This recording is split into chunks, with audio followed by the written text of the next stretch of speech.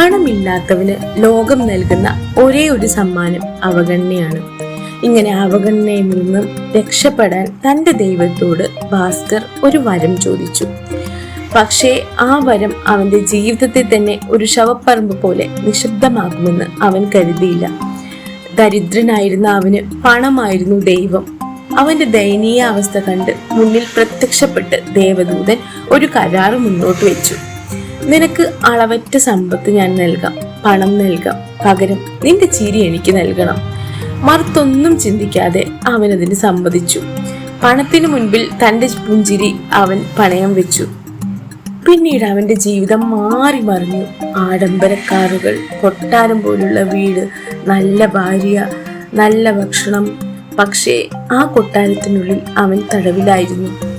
സ്നേഹിക്കുന്നവരുടെ മുന്നിൽ ഒന്ന് പുഞ്ചിരിക്കാൻ പോലും ആകാതെ, ഹൃദയം തുറന്നൊന്ന് ചിരിക്കാൻ കഴിയാതെ അവനൊരു യന്ത്രമായി മാറി.